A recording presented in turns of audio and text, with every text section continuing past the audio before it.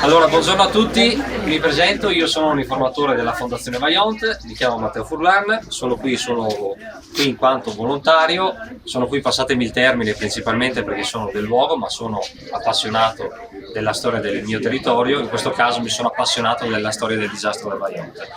Partiamo e spieghiamo innanzitutto, ve lo spiego in maniera molto elementare, molto banale, dove ci troviamo. Lo sapete già benissimo, immagino, siamo nel comune di Erto e Casso, siamo in provincia di Pordenone, siamo nel Friuli Venezia Giulia. Perché vi dico questo? Non perché immagino che voi non lo sappiate, ma ve lo dico perché è una domanda che mi viene posta molte volte, mi chiedono ma qui al momento del disastro, dal punto di vista diciamo così comunale e regionale era tutto uguale? La risposta è no, era sempre comune di Erto e Casso, ma qui una volta non era provincia di Pordenone ma era provincia di Udine, quindi Udine inglobava tutta quest'area che arrivava fino al confine con il Veneto. In questo momento materialmente dov'è che ci troviamo? Su che cosa appoggiamo i piedi? Appoggiamo i piedi sulla, ve lo chiedo a voi? Provincia di Pordenone. Sì, ma materialmente appoggiamo i piedi sulla frana. Ok, frana che è scesa da dove? È scesa dalla montagna che vediamo di fronte a noi. Vediamo, ma in realtà intravediamo. Questa montagna si chiama appunto Monte Toc. La sommità la vediamo lì sulla sinistra, è alta all'incirca 1960 metri. Da quella montagna, la sera del 9 ottobre del 1963, si stacca questa enorme frana. La quantifichiamo. Quanto si stacca dal Monte Toc? Innanzitutto questa frana si stacca, abbiamo detto, la sera del 9 ottobre del 1963 alle ore 22:39. Questa massa la possiamo quantificare in un perimetro di 2,5 km a forma di M e all'incirca 250 milioni di metri cubi. Quindi tutto quello che vediamo di fronte a noi, quello che troviamo sotto i nostri piedi, ma anche e soprattutto la strada che voi avete fatto a piedi percorrendo arrivando fino a qui, dov'è che è stata ricostruita? È stata ricostruita sopra il corpo di frana. Difatti una cosa che noi notiamo, una cosa abbastanza insolita quando vediamo questo tipo di paesaggio, cos'è che notiamo di particolare? Notiamo la vegetazione, perché qui troviamo larici, troviamo pini che solitamente si trovano ad altitudini più alte, all'incirca sopra i 1200 metri, mentre qui, ricordiamo, ci troviamo a 700 metri sul livello del mare. Quindi questa è la situazione attuale morfologica appunto della Valle del Vaillant dopo il disastro. Ma prima del disastro com'era? Ci dobbiamo immaginare che la mattina appunto antecedente al disastro, qui di fronte a noi, sotto i nostri piedi, per all'incirca 25 metri sotto di noi, che cos'è che c'era? C'era ovviamente acqua e c'era l'invaso del Vaillant. L'invaso del Vaillant ovviamente lo percepiamo bene e immaginiamo che partiva da qui di fronte a noi e si estendeva sulla vostra sinistra per all'incirca 5 km verso Erto. Quanta acqua poteva contenere l'invaso del Vaillant? Anche qui vengono, diciamo così, date delle informazioni ben diverse. C'è chi dice 150 e 168, dobbiamo fare una chiarezza. 168 milioni di metri cubi era la capacità massima dell'invaso, mentre 150 milioni di metri cubi era la capacità utile invece di acqua che poteva essere utilizzata per produrre energia elettrica. Comunque era un invaso molto grande, esteso 5 km. Che cos'è che conteneva l'invaso? Lo vediamo da qui. La diga del Vaillant, ricordiamo che la diga del Vaillant è stata per alcuni anni come la diga più alta del mondo. La sua peculiarità qual è dal punto di vista strutturale? Che presenta una doppia curvatura, infatti viene definito anche a doppio arco. Lo percepiamo, lo percepite da qui? In parte sì, percepiamo la curvatura orizzontale, ma poi tenetelo a mente quando noi andremo ad attraversare il coronamento, quando ci troveremo nella sommità, lì all'incirca dove vedete la copertura in plexiglass, e quando voi proverete a guardare la base della diga, voi la base non riuscirete mai a vederla. Perché? Perché quando noi ci troviamo lì siamo per all'incirca 15 metri esposti oltre la base, quindi lì noteremo la curvatura verticale, il doppio arco. La diga del Vaillant, quindi abbiamo detto, alta 261 metri,60 centimetri, ad oggi nonostante abbia riportato dei danni nella parte della sommità continua a mantenere l'altezza originaria, dove dopo lo vedremo nella parte iniziale. Ha un basamento che è spesso 22 metri, largo 22 metri, man mano che sale si assottiglia come una sorta di piramide fino a raggiungere, diciamo così, lo spessore minimo che è di all'incirca 3,40 metri. Il coronamento lo vediamo da qui, poi lo andremo a attraversare, è lungo all'incirca 150 metri. Domanda che sorge spontanea, quando adesso noi in questo istante vediamo la struttura. Vi ho detto che la struttura è alta 261 metri, ma vi ho detto che tutto quello che ci circonda è frana, quindi sorge spontanea la domanda a chiedersi quanti metri effettivamente noi di altezza di struttura vediamo in questo istante. Quanti ne vediamo? Ne vediamo solamente 58 su 261, il che sta a indicare che, come abbiamo detto prima, sera del 9 ottobre del 63, quando frana il Monte Toc, 203 metri di frana si appoggiano letteralmente contro la struttura. Quindi dove vediamo questa conca qui di fronte a noi, così lo capiamo meglio, lì è la parte più bassa, a noi visibile, abbiamo una frana alta 203 metri, mentre qui sulla nostra sinistra la frana supera i 280 metri e la parte più alta di frana la raggiungiamo all'apice verso est, ok? Quindi qui di fronte a noi ovviamente ci dobbiamo immaginare tutto quanto libero. Detto questo, abbiamo dato quindi un po' di dati: 250 milioni di metri cubi di frana, 150 milioni di metri cubi d'acqua e dati strutturali. Chi è che decide di costruire qui la diga del Vajont? Immagino che molti di voi abbiano visto il monologo di Paolini o il film Vajont di Martinelli. La diga viene costruita da chi? Dalla SADE, acronimo di Società Adriatica di Elettricità. La SADE chi è che cosa fa? La SADE, ricordiamo, è una ditta privata che in quegli anni costruiva dighe, creava bacini artificiali, ma soprattutto creava e vendeva energia elettrica. Quando è che partono i lavori di costruzione della diga del Vajont? Partono nel gennaio del 1957. Chi c'è a capo del progetto? C'è il geologo Giorgio Dalpiaz, c'è l'ingegner Carlo Semenza, c'è Alberico Biadene e un altro ingegnere che si chiama Francesco Sensidoni. Questi, diciamo, sono le più grandi teste della SADE. Dobbiamo dire che nel gennaio 57 parte la costruzione della diga, però il primo progetto della SADE non era quello di fare una diga alta 261 metri, ma di farne una alta 200 metri e ricavarne 50 milioni di metri cubi. Però poi successivamente la SADE, poco prima di iniziare la costruzione, decide di modificare il progetto e capisce che alzando la diga di soli 60 metri, cos'è che va a fare? Va a triplicare la capienza dell'invaso portandolo a 150 milioni di metri cubi. Questo ve lo dico perché è una cosa molto importante. Molti mi chiedono: ma la SADE inizialmente voleva o non voleva creare la diga più alta del mondo? La risposta in realtà è no. La SADE, ovviamente, ricordiamo, era privata, capisce che avendo più acqua avrebbe avuto un ritorno economico maggiore, quindi effettivamente l'andare a costruire la diga più alta del mondo fu una conseguenza che poi la SADE si attribuì, quindi fu un merito, diciamo così, associabile a tutta quanta l'Italia. Okay? Quindi nel gennaio 57 partono i lavori. Quando partono i lavori di costruzione della diga del Vajont e la diga sale dal punto di vista strutturale, inizia a formarsi anche l'invaso del Vajont. L'invaso del Vajont, anche qui questo è un discorso molto complesso e molto ampio, cercherò di spiegarlo in maniera molto semplice. Com'è che si forma l'invaso del Vajont? L'acqua da dove viene presa?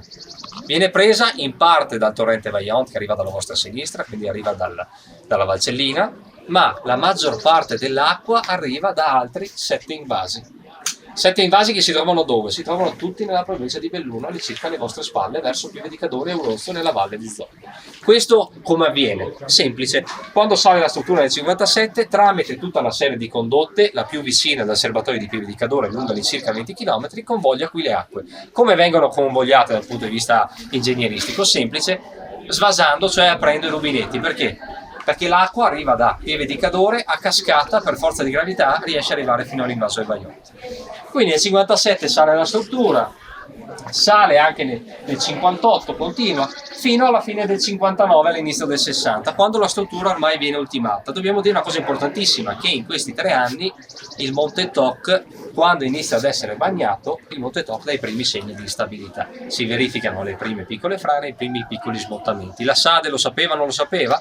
In realtà in parte il geologo Giorgio Dalpiaz sapeva dalle perizie di 20 anni prima che il Monte Toc era composto superficialmente da che cosa? Da argilla.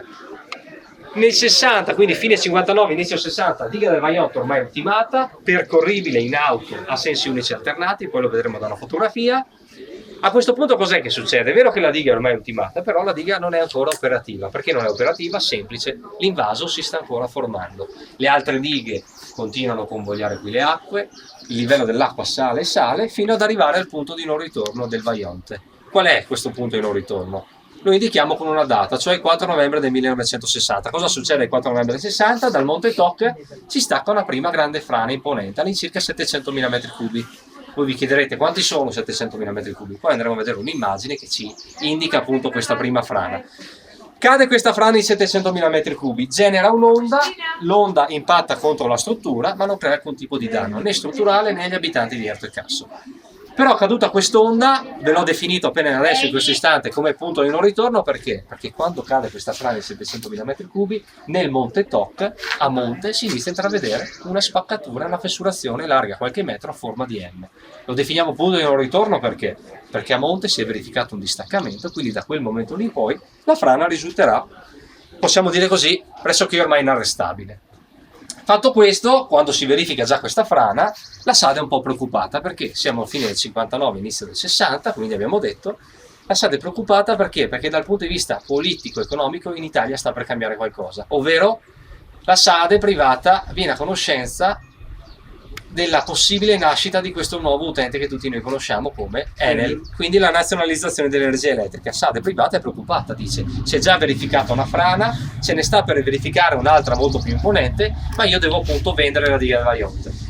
Fatto questo, cos'è che succede? Quindi la SADE cerca di capire meglio da un punto di vista geologico che cosa può fare con questa frana. Vediamo il progettista della diga, ovvero l'ingegner Carlo Semenza, chiamare una persona a lui molto cara. Chi è che chiamerà? Chiamerà il figlio Edoardo Semenza. Perché chiama il figlio? Semplice, si è appena laureato in geologia all'Università di Padova ed è allievo e pupillo di chi? Del geologo Giorgio Dal Piaz della SADE. Quindi viene chiamato qui questo giovane ragazzo dal padre, che è l'ideatore del progetto della diga del Vajont, va sul Monte Toc, fa una perizia e arriva a una conclusione. Qual è la conclusione di questo giovane ragazzo? Che secondo lui la massa franabile è stimata all'incirca in 250 milioni di metri cubi. Consegna questa perizia alla SADE, al padre, quindi al suo professore. Questi gli dicono: guarda che ti stai sbagliando, non possono essere 250 milioni di metri cubi. Quindi fai una cosa insieme al tuo professore, rivedetela, trovate un punto d'incontro e visto che sta per nascere l'Enel a Roma, la modificate e poi la inviate a Roma. Quindi questo giovane ragazzo, sotto pressione della SADE e del proprio professore, rivedrà la sua perizia di 250 milioni. Che cosa farà? Cancellerà il 2, lascerà 50 milioni di metri cubi e invieranno a Roma, firmati da questo giovane ragazzo e da Dal Piaz. A Roma, quando aprono questa perizia, lo vediamo anche nel film, ce lo spiega bene anche Paolini, cos'è che fanno? Quando a Roma leggono che nella valle del Vajont sta per incombere una frana di 50 milioni di metri cubi, chiedono delle spiegazioni. Quali sono queste spiegazioni? Andare a creare un modellino in scala della diga del Vajont 1 a 200. Per fare che cosa? Per simulare la frana. Fanno questo modellino, fanno questo test. Dov'è che lo faranno? Inizialmente lo volevano fare all'Università di Padova, poi successivamente lo faranno nella centrale di Nove vicino a Vittorio Veneto. Se qualcuno di voi avesse l'occasione, facendo il Fadalto, percorrendo, può andare esterno appunto alla centrale, può vedere il modellino in scala. Fanno questo modellino in scala, simulano 50 milioni di metri cubi di massa che cadono all'interno dell'invaso a quota massima e arrivano a una conclusione. Qual è la conclusione? Ovviamente sarà una conclusione del tutto falsata, perché? Perché verrà simulato un quinto di frana. Altri errori che ci saranno appunto nella costruzione del modellino sarà l'errore appunto di simulare la frana con materiali sbagliati, cioè simuleranno la frana con della roccia compatta, con delle frattaglie anziché con dell'argilla, quindi un modellino che non aveva alcun tipo di valore, diciamo così, prognostico reale. Fatto questo, cosa succede? La SADE, siamo all'inizio, fine del 60, inizio del 61, è preoccupata, decide di chiamare un geologo numero 1 al mondo. Chi chiama? Chiama un certo Leopold Müller, austriaco. Perché viene chiamato Müller? Viene chiamato perché la Müller è esterno alla SADE, esterno all'Enel e esterno all'Italia, quindi chi meglio di lui può essere più oggettivo? Nessuno. Müller arriva qui, fa la sua perizia e contro tendenza, diciamo così, contro ogni previsione che si aspettava la SADE, Müller che cos'è che fa? Li scredita. La SADE in realtà pensava che Müller desse ragione alla SADE di 50 milioni di metri cubi. 50 milioni di metri cubi. In realtà Müller discredita e Müller ne ipotizza 250-260. A questo punto che cosa succede? La SADE chiede dei consigli a Müller dal punto di vista geologico. Müller che consigli dà? Müller gli dice: è vero che sì, io sono il numero 1 al mondo dal punto di vista geologico, potreste avere un'idea innovativa per questi anni, cioè potreste provare a detonare tutti i 2,5 km di montagna con della dinamite e farla cadere all'interno dell'invaso in maniera controllata. Se ci riuscirete bene, altrimenti la montagna cadrà. La SADE inizialmente prende in considerazione questo progetto, ma capisce che per poter detonare 2,5 km di montagna significava dichiarare la bancarotta. Quindi anche questo consiglio di Müller viene accantonato. A quel punto la SADE inizia a fare dei pensieri e dice: ho la diga del Vajont, ho 5 km di invaso e su 5 km di invaso 2,5 km di frana mi cadranno qui in concomitanza alla struttura. Ciò sta a indicare che dall'altra parte, alla vostra sinistra, mi rimarranno 2,5 km di invaso. Quindi io a quel punto piuttosto che buttare via un intero invaso, ne tengo metà. Ma la domanda è, io l'acqua da lì, come faccio a portarla lì dove in questo momento vediamo le persone, 170 metri sotto i loro piedi si trovano le due turbine? Facile. Cos'è che creano? Decidono di creare una condotta di bypass. Quindi la SADE dice, anche se cade il Monte Toc, non c'è alcunissimo problema. Noi creiamo preventivamente questa condotta, quando la montagna franerà avremo metà invaso e comunque continueremo a produrre energia elettrica e dagli altri invasi creeremo un bypass che porterà comunque l'acqua qui. Quindi detto questo, la SADE tra 61 e 62, inizia il 61, inizia a creare questa condotta, riuscirà a portarla a termine. Ad oggi la possiamo vedere, la troviamo funzionante. Dov'è che passa? Passa sotto i nostri piedi. In questo momento che cosa fa? Porta l'acqua della rimanenza del lago verso Erto e la fa sfociare appunto oltre la diga del Vajont. Poi lo andremo a vedere, percorre in circa 300 metri, si congiunge con il Piave e diventa fiume Piave. Ok? Fatto questo, quindi la SADE termina questa condotta. Nel 62 possiamo dire che effettivamente nasce l'Enel come ente. Nel 63 che cosa succede? La SADE riesce a portare la quota dell'invaso ad una quota massima. Quota massima cosa significa? La diga, la vediamo, arrivava a 722 metri sul livello del mare, quota massima era 700 metri sul livello del mare, quindi l'acqua ce la dobbiamo immaginare 22 metri al di sotto della sommità. Fatto questo, la SADE nel 63, quando fa questo ultimo invaso, a quel punto decide di svasare. Ma quando decide di svasare che cosa succede? Quando decide di svasare, innanzitutto inizialmente lo fa in maniera cauta, ma quando lo fa in maniera cauta si rende conto che il Monte Toc, che viene perlustrato giorno per giorno, si muove di qualche centimetro. Quindi arrivati a circa un mese e mezzo prima del disastro di Vajont, la SADE a quel punto inizia a svasare alla massima portata. Cosa significa? Che un invaso lungo 5 km scendeva di 100-110 cm al giorno. Quindi parliamo da un punto di vista di tempistiche, abbassare un invaso di 100 metri significava 90 giorni, quindi 3 mesi. A quel punto la SADE quindi decide di svasare. Quando svasa? In maniera molto elementare, arrivati alla sera del 9 ottobre del 63, 22:39, perché frana il Monte Toc? Frana perché non avrà più la spinta dell'acqua, ma soprattutto ricordiamo il Monte Toc esattamente composto principalmente di argilla. L'acqua nel corso degli anni sale nella valle, ma si infiltra al suo interno, quindi non ha più la spinta, ma soprattutto la sera del 9 ottobre il Monte Toc era bombo, era intrinseco di acqua, perché ricordiamo che è una frana paleolitica che ha circa 30 milioni di anni, che era composta principalmente di argilla. Quindi sappiamo che l'argilla ha questa particolarità che quando viene bagnata si espande e, come diceva giustamente lei, la sera del 9 ottobre la montagna franerà. Perché? Perché viene definita appunto dai geologi quella parte liscia che vediamo lì di fronte a noi come piano di scivolamento, che è composto di roccia, ok? Quindi scivolerà la montagna. Quando scivola finisce qui appunto all'interno dell'invaso. Quando finisce all'interno dell'invaso che cosa succede? Si generano delle ondate, ci spostiamo così le capiamo meglio. Si generano delle ondate. La prima ondata dov'è? Ovviamente la prima ondata va di fronte alla parete, colpisce la parete rocciosa che vediamo di fronte a noi. La parete rocciosa che vediamo di fronte a noi sulla nostra destra ha un'altezza minima di 40 metri, qui di fronte a noi un'altezza massima di circa 140, la colpisce e viene in balzo. Quando sta per ritrarsi, una piccola parte la scavalca. Scavalcandola che cosa fa? Colpisce l'abitato di Casso. Casso possiamo dire che effettivamente l'abitato di per sé non verrà colpito principalmente dall'acqua, ma verrà colpito da un forte acquazzone e da dei massi di determinazione. I sassi che noi vediamo qui di fronte a noi, dobbiamo immaginare che sassi di questa grandezza, dimensione, piovono fino a Casso. L'onda poi cosa fa? Si ritrae, crea questo avvallamento profondo 60 metri che abbiamo visto alle nostre spalle, ma ne crea uno profondo di circa 150 metri dove? Oltre il corpo di frana che vediamo in questo istante, cioè ai piedi del Monte Toc. A quel punto l'onda si divide in due parti, vostra destra percorre all'incirca 3 km e va verso Erto. Anche Erto, diciamo così, un po' come Casso, viene graziato grazie a che cosa? Grazie alla posizione geografica, perché Casso, ricordiamo, si trova 300 metri più in alto di noi, a 1000 metri d'altezza, mentre Erto è sulla vostra destra e si trova di circa 50 metri più in alto, 3 km di distanza. Poi la parte più cospicua dell'onda si dirige contro la struttura. La struttura abbiamo detto che ha questa particolarità di presentare una curvatura verticale, quindi la struttura in realtà che cosa fa? Facilita l'innalzamento appunto dell'onda di sopra della struttura.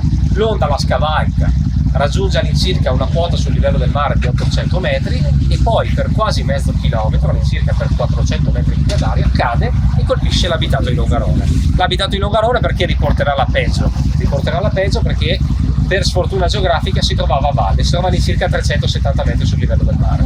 Quante vittime ci saranno? Allora, in totale, dobbiamo dire anche questo, è un dato che nel corso di tutte le visite che ho fatto io in questi anni mi è sempre stato detto, io ho letto 1940, 1970, insomma i dati più disparati. Dobbiamo dire che siamo arrivati al dato univoco delle vittime del Vajont negli ultimi 20 anni. Quante sono in totale? 1908. Il Friuli riporterà all'incirca 200 vittime, mentre la parte più cospicua 1700 invece nel Longaronese, quindi nel Veneto. Perché è stato difficile nel corso degli anni poter arrivare ad un dato univoco?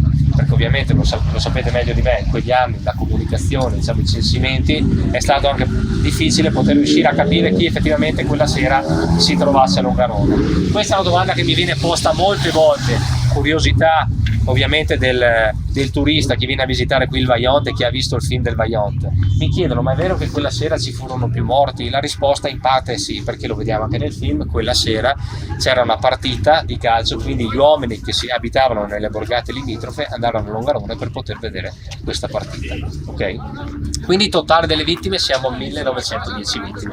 Se avete l'occasione di andare a visitare il cimitero monumentale delle vittime del Vajont a Fortogna, troverete appunto 1910 cippi. Ricordiamo che all'incirca 700 bare rimangono ad oggi vuote. Perché? Perché non è stato possibile poter riuscire a ritrovare tutti quanti i corpi. Quindi possiamo definirlo così, che questa zona del Friuli, il comune di Erto e Casso, ma soprattutto la zona del Longaronese e del Bellunese, possiamo dire che ad oggi rimanga un cimitero a cielo aperto, perché appunto per l'entità del danno dell'epoca non è stato possibile scavare lungo tutto quanto il corso del piano.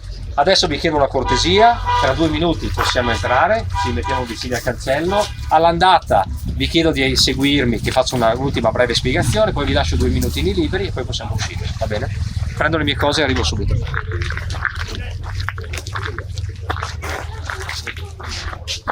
Scusami. Ok, per la visita delle 11, allora noi stiamo facendo... No, in realtà era 10:30, siamo arrivati un pelino tardi. Allora, ci siamo messi lì con loro pensando fosse quello il gruppo. Allora avete 2 possibilità, o entrate con me però vi siete persi una parte di spiegazione, altrimenti aspettate la collega. Sì. Però no, io sono delle 10:30. Viene qua comunque la collega? Sì. Ok.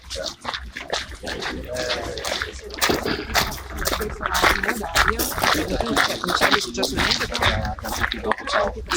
Alle 10:30 si possono fare con possiamo uscire un attimo. Se avete qualche domanda, signori, nel mentre me la potete fare, poi possiamo entrare. Se avete qualsiasi tipo di domanda.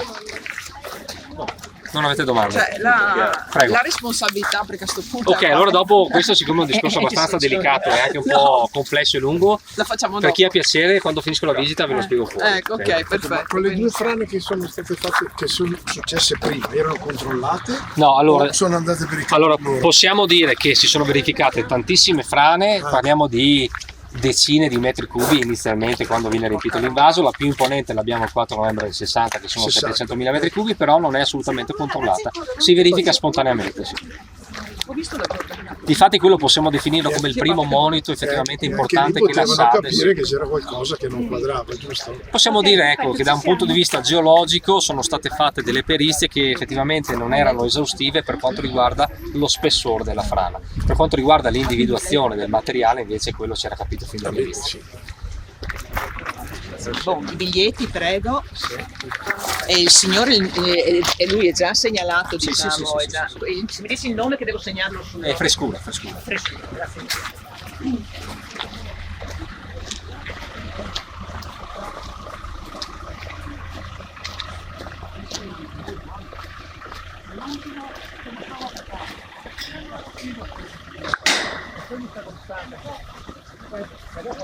Ma dopo sempre le frenate impreviste.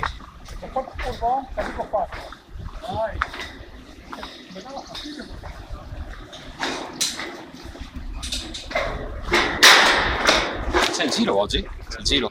No. Finito. Sembra che c'era una gara anche oggi di... Ah, quello non so.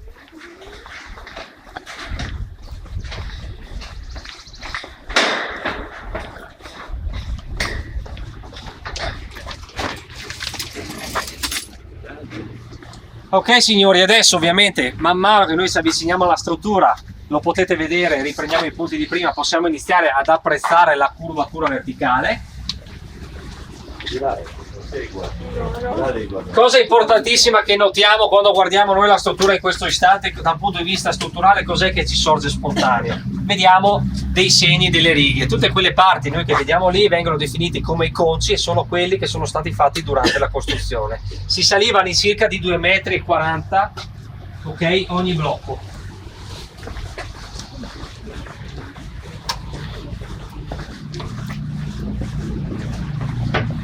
Adesso sulla nostra destra noteremo questa bellissima foto, però ho piacere a spiegarvela dall'altra parte, l'abbiamo messa qui solo per eventuali eventi atmosferici avversi.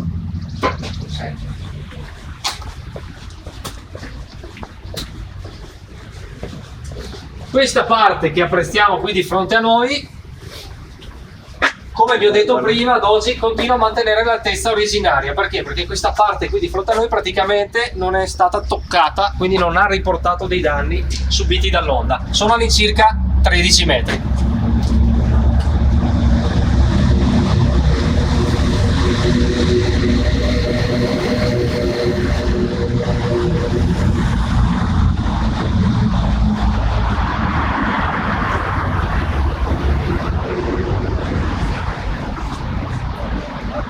E li vediamo qui.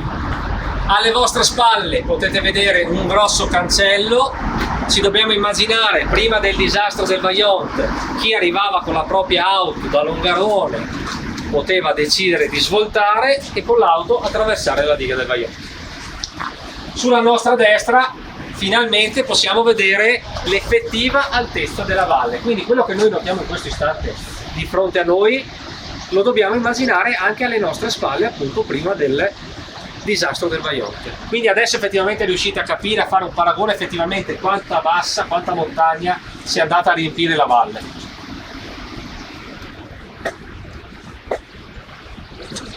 Prego. Ok, quel camminamento lì è una strada appunto che veniva utilizzata prima della costruzione della diga del Vajont, quindi quella lì era l'unico punto, l'unica via di accesso che c'era tra il Veneto e il Friuli. Perché? Perché le gallerie vengono costruite appena prima della costruzione della diga per una questione di viabilità. Ok.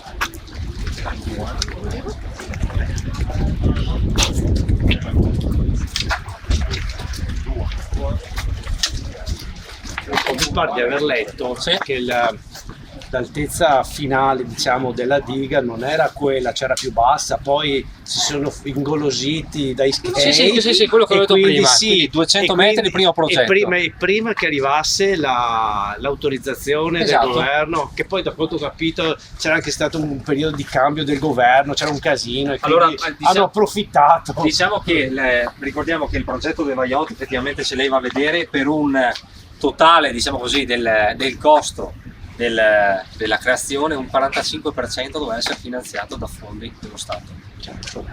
Quindi effettivamente la SADE, diciamo che aveva anche un potere dal punto di vista anche politico. Beh, certo, si aveva sfruttato anche questo momento un po' di governativo, che era un po' non so se ci fosse stato un cambio di governo o si trovava in un momento particolare politico, e ha approfittato del momento e ha detto faccio. Qui vediamo foto 16 marzo del 62, l'abbiamo vista prima attraversando quella parte di coronamento. Qui innanzitutto vediamo delle cose, quindi termino la mia visita prendendo i punti che vi ho accennato prima. Vediamo la diga del Vajont ormai ultimata, vi ho detto prima percorribile in auto, sensi unici alternati. Se ci voltiamo possiamo apprezzare la struttura, cioè tutta la parte che effettivamente è stata portata via dall'onda, cioè la parte della strada. Quindi ci dobbiamo immaginare che con l'auto arrivavano qui, ovviamente questa casa qui non c'era di servizio, con l'auto svoltavano e potevano arrivare sul Monte Toc. Infatti lo vediamo da qui, dalla fotografia. Altra cosa importante che possiamo dire della struttura è che la struttura l'abbiamo vista attraversandola.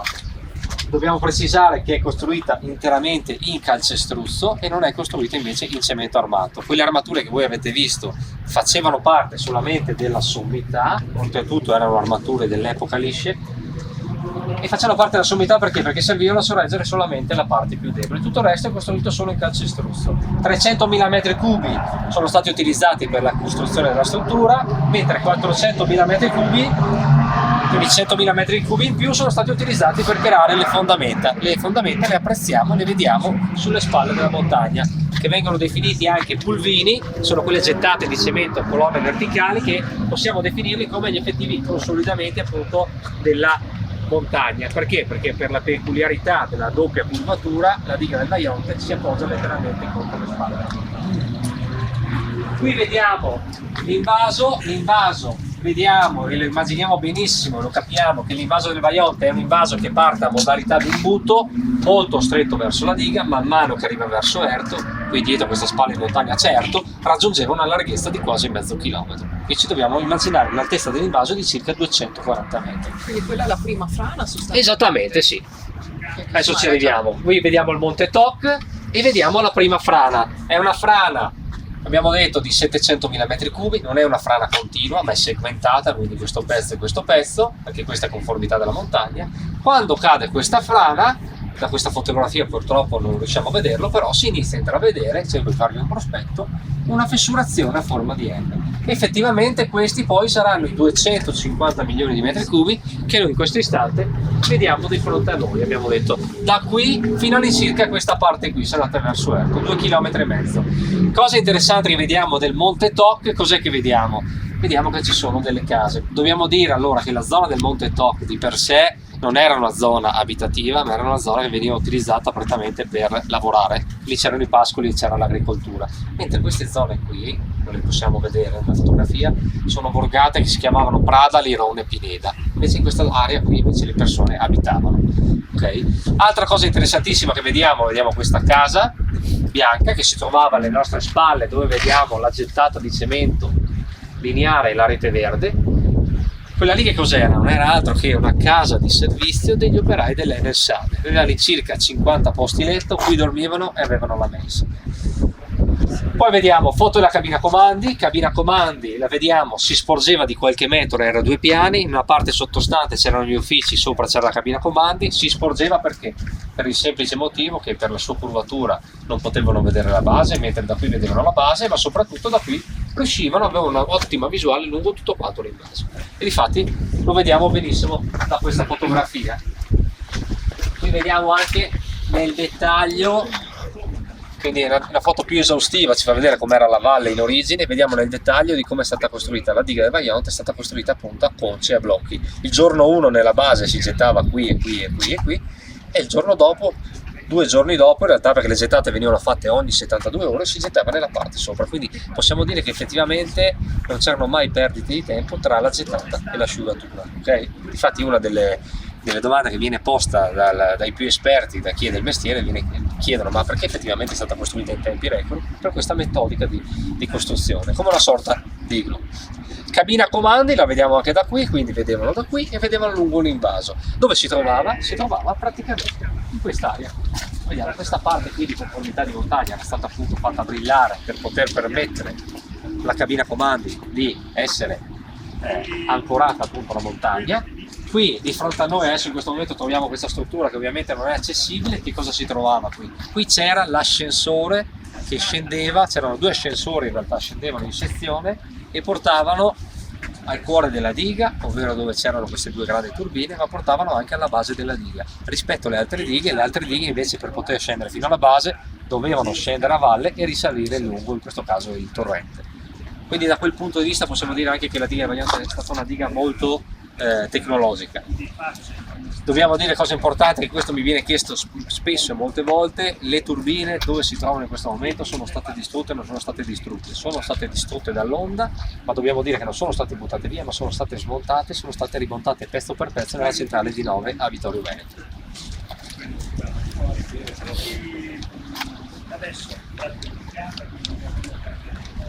Aspettiamo un secondo che i colleghi si spostino. Intanto riprendo 2 punti. Allora, innanzitutto se alziamo lo sguardo sopra la chiesetta dove eravamo prima, che cos'è che vediamo? Intravediamo il Monte Borgà, viene definito anche Monte Salta, ma lì vediamo una casa. Quella casa lì fa parte appunto dell'abitato di Casso e la vediamo. Quindi da qui possiamo anche capire effettivamente del perché si sia salvato. Lo vediamo geograficamente il paese dov'è che si trova. Si trova a sinistra di quell'abitazione dove vedete la frana. Se avete l'occasione io vi consiglio di andare a Casso. Perché vi consiglio di andare a Casso? Per 2 semplici motivi. Uno, secondo me è una borgata molto bella perché dal punto di vista architettonico si è fermata al 1963, non sono più state costruite abitazioni. E secondo punto, che è il punto più importante, da Casso potete riuscire a vedere ed apprezzare tutto quanto il Monte Toc, quindi riuscite a vedere tutto il margine a forma di M della frana di 250 milioni di metri. Casso in antecedenza, prima del disastro del Vajont, aveva all'incirca 200 abitanti, dopo il disastro del Vajont si è spopolata per arrivare a una quindicina di abitanti ad oggi nel 2023 che abitano a Casso tutto l'anno, quindi ha avuto, possiamo dire effettivamente così, un notevole spopolamento. Quindi ci dobbiamo immaginare, abbiamo detto che l'onda scavalca la diga, ve lo spiego da questa parte perché lo capiamo molto meglio, scavalca la diga di all'incirca 100 metri. Cosa significa 100 metri? Significa che l'onda raggiunge il secondo costone di roccia che vedete lì di fronte a voi. Quella parte lì, ve lo faccio vedere da questa parte.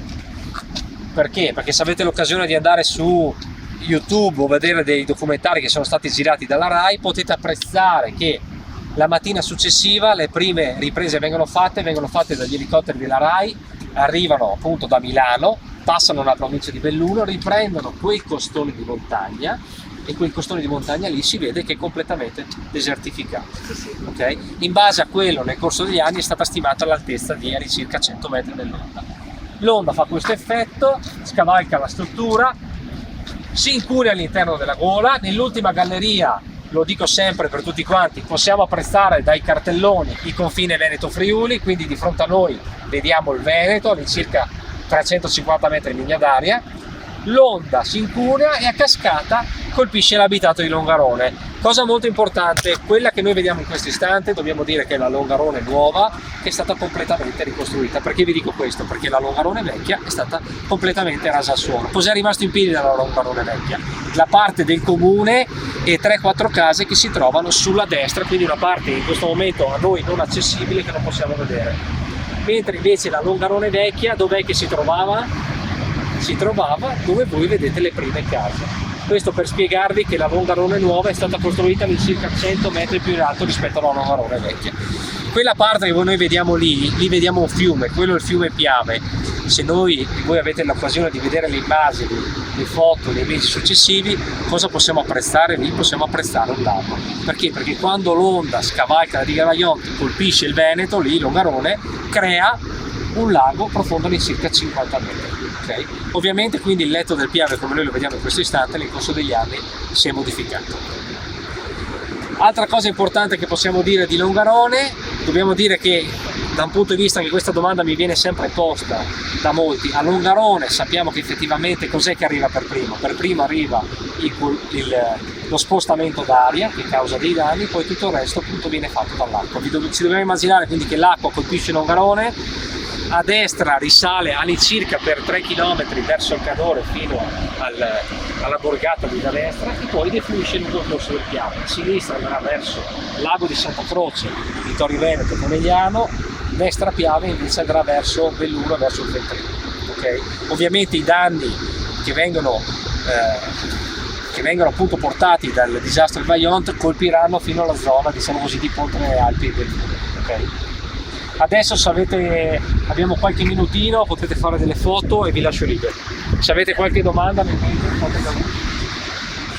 Allora, ecco, la domanda mi fa una figura molto interessante, perché possiamo dire che effettivamente anche qui mi viene posto questo quesito. Paolini dice: quando vediamo il film Vajont, quando vediamo il monologo, toc patoc come marcio.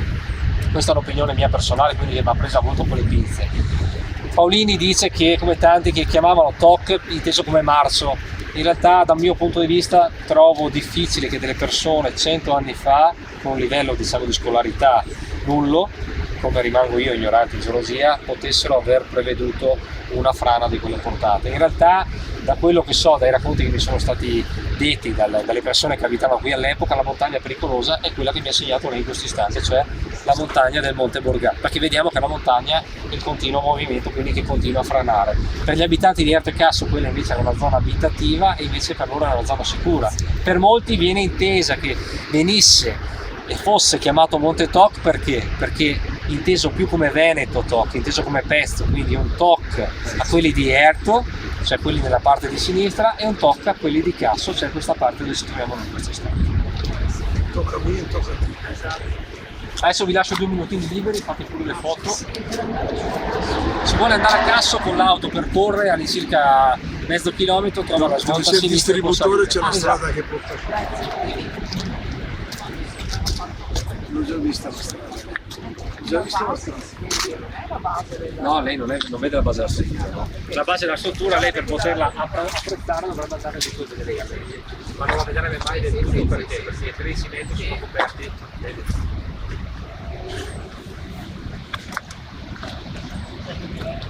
di notte. E poi 22:39. No, ma la popolazione che sentiva il silenzio della notte nella montagna, che faceva non so se rumori, che dicono. presentava già una criticità a monte, ok? E quindi sentire sempre di più che tutti i rumori della montagna, cioè già si preannunciava, secondo me, sapeva già che fine avrebbero fatto. Allora possiamo dire, ripeto, mi collego all'affermazione che ho fatto prima, per diciamo così una sorta di non conoscenza dell'epoca, le persone effettivamente non si fidavano anche di quello che gli veniva detto. Poi non abbiamo parlato della giornalista Tina Merlin, che lei ha un ruolo chiave nella vicenda del Vajont. Perché inizialmente la Tina Merlin sta dalla parte degli abitanti di Erto e Casso, perché la SAD, ancora prima di costruire la diga del Vajont, mette tutta in serie una serie, diciamo così, di espropriazioni dei terreni dove doveva sorgere il lago. La Tina Merlin poi successivamente nota e riesce, da giornalista e fotografa, a documentare le prime frane, i primi piccoli smottamenti, andrà contro la SAD, però effettivamente possiamo ritenerla, diciamo così, una figura abbandonata dell'epoca, quindi era da sola e si trovava di fronte a una società che aveva molto più potere. Però lei sicuramente avrà un ruolo chiave importantissimo poi per quanto riguarda anche la vicenda processuale, ecco. Però la domanda che mi collego alla sua domanda, lei mi ha fatto, effettivamente le persone sapevano o non sapevano? Per chi vive in montagna, secondo me, cioè proprio i montanari conoscono le zone meglio di in genere, meglio di chiunque altro. Sì, in parte possiamo dire di sì, però dall'altra parte, diciamo così, le dico anche di no, perché gli abitanti effettivamente si fidavano di quello che gli veniva detto. Per mentre invece gli abitanti di Longarone, glielo assicuro perché mio nonno abitava sempre nel comune di Longarone, come dice il detto, occhio non vede, cuore non duole. Effettivamente gli abitanti di Longarone, finché non iniziarono i lavori di costruzione di Riva Vajont, non si resero conto più di tanto. Ripeto, sempre una questione di fiducia che veniva posta all'epoca. E faccio questo esempio: se un geologo venisse a dire a me che il Monte Toc in questo momento è sicuro o non è sicuro, io non ho alcun tipo di base o di conoscenza scientifica per poter ribattere, ecco, effettivamente. Quindi all'epoca sì, possiamo dire che effettivamente qualcuno immaginasse, ma non si immaginava la portata di questa entità. E beh, se quel ragazzo giovane, diciamo, aveva detto 2050, 250 milioni. E dopo tira via lo zero e fa solo 50, Però insomma, sì, 2000, ci da dobbiamo 2000 immaginare che subì, diciamo così, delle pressioni da parte del padre. Lui era un giovane ragazzo, quindi un po' quello che avviene normalmente, no? un quinto della proporzione. Ho a casa il libro di Tina Merlo. Sulla pelle viva. Sì, esatto, Ok. veramente Sì, bello, molto bello, giustino, sì. toccante, triste, al di là della vicenda, ma proprio per come si è evoluta tutta la cosa. Sì, la trasmissione di Paolini. Esattamente, sì. Esatto, quello che vediamo qui di fronte a noi, la cascata, è generata appunto dal passaggio dell'acqua che passa all'interno della condotta di bypass di cui vi ho parlato prima. La condotta di bypass nasce verso Erto a 620 metri sul livello del mare e sfocia da questa parte a 580. Questo per dirvi che è una condotta non forzata, passa l'acqua e defluisce da questa parte. Dopo la cosa triste, tra le tante cose triste, è l'ingegnere che si è suicidato perché ha detto la Mario diga non ha Pancini. tenuto. Eccola là. Mario E Pancini. invece dal punto di vista ingegneristico penso che sia ha un'opera. un'opera d'arte da stupire. Se dobbiamo mettere, ecco, da un punto di vista di paragone, dal punto di vista ingegneristico, possiamo dire che ci trovavamo ad un ottimo punto, mentre invece dal punto di vista geologico le conoscenze erano minori, quindi effettivamente quello che poi avviene è uno scaricabarile.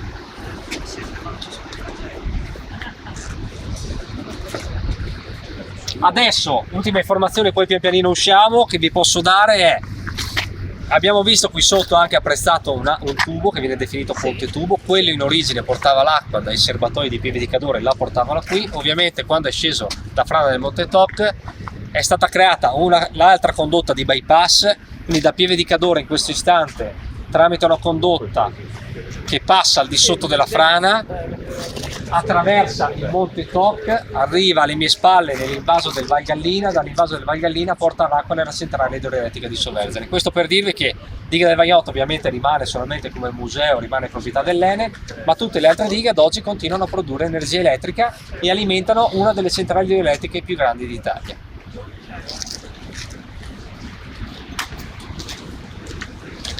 Quindi è consigliabile andare a vedere anche quella di Nove, centrale di Nove, penso sia Sì, visitata. purtroppo non rimane accessibile internamente, Forse però fanno delle esternamente, visite da quello che so, organizzano delle visite guidate, però sono specifiche per gli forse ingegneri. per gli Sì. studenti, ok. Però la parte esterna mi diceva Sì, c'è sto è accessibile, modellino. sì. Ok signori, adesso pian pianino dobbiamo uscire. Se avete l'occasione potete fare delle foto mentre li torniamo indietro.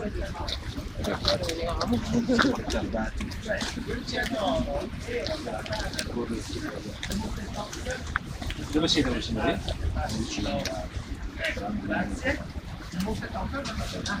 Voi?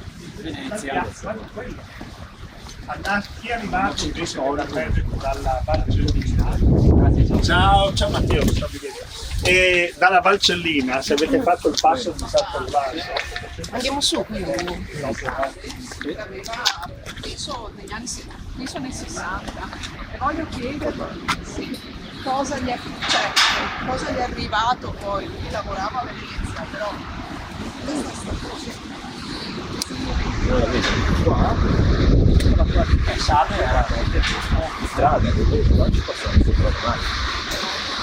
Marghera, la parte lì, un po' come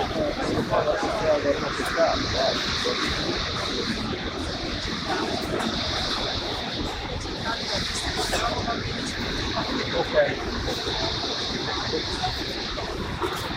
Mettiamo un attimo, facciamo la fila in fila. Praticamente sopra qua passa la strada Esattamente sì. che è venuta giù. È venuto giù, diciamo non tanto per l'acqua ma più per i detriti, i massi, alberi di ogni genere. Prego, prego, se volete passare signori vi lascio passare, faccio da chiudifila.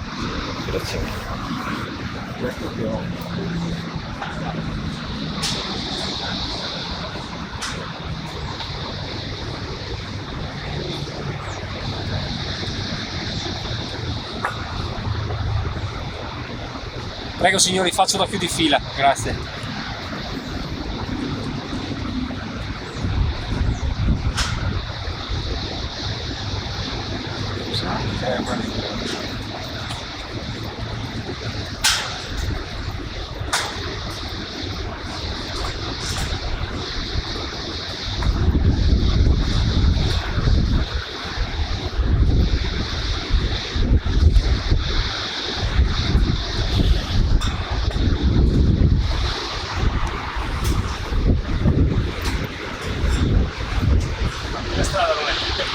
La strada lì rimane sempre chiusa, è accessibile ovviamente dai dipendenti Enel, viene aperta una volta all'anno tramite i percorsi della memoria.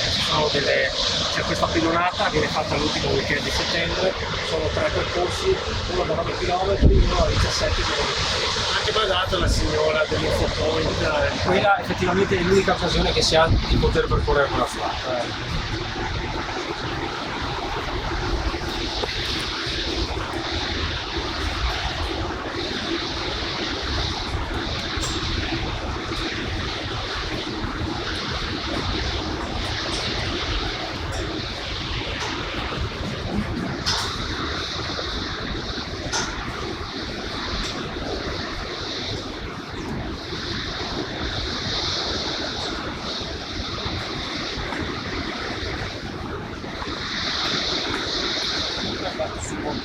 Cioè che era abbastanza... Allora dicevo che non è una montagna secondo me semplicissima dal punto di vista tecnico perché è comunque franosa, il sentiero diciamo soprattutto d'estate è anche facile perderlo. Infatti, cioè che ha trovato dei problemi di orientamento. Soprattutto è molto bella quella parte lì, la sommità noi in questo istante non la vediamo perché si trova nella parte dietro, quindi verso il Cadore. E lì c'è una bella forcella, quella parte diciamo più critica si chiama forcella Chiara. Secondo me sono all'incirca con la gamba allenata, partendo da Casso sono 1200 metri di livello positivo, se vuole ci può fare l'anello e arrivare verso Airport, e niente si ritorna giù, comunque rimangono 4-5 minuti camminati.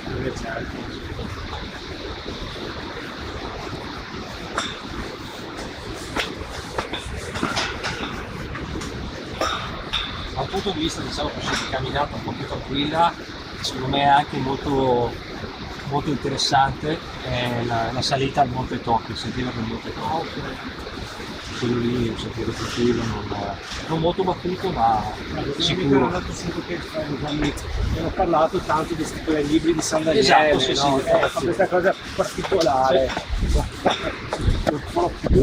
Ok. No, proprio perché appunto hai problemi di orientamento, i punti anche che non erano proprio agevoli, quindi insomma aveva un suo perché.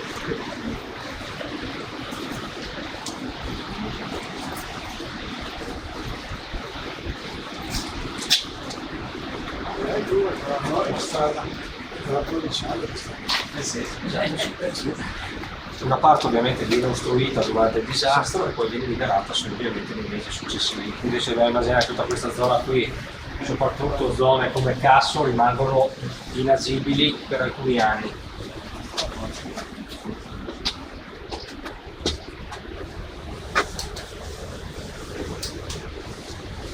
Adesso se avete l'occasione e avete piacere ci possiamo fermare fuori così lasciamo entrare i colleghi, siamo giusti con gli orari e mi fate tutte le domande che volete.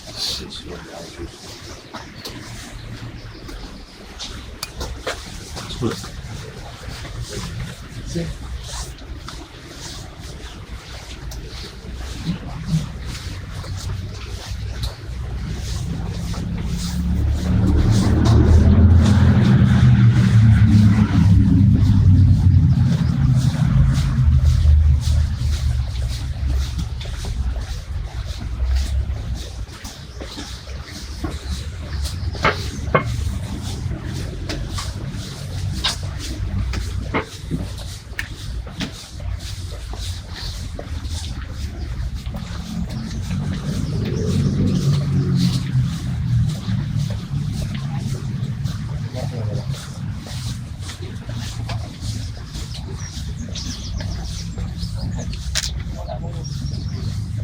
qualche prestazione? No.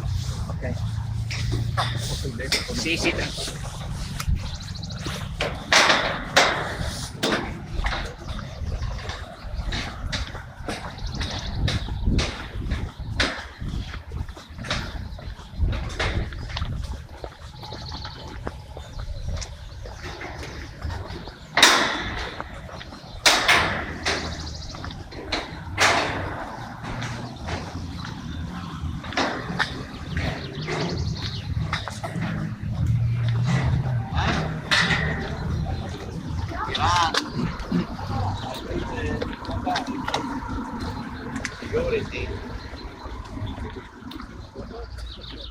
Grazie,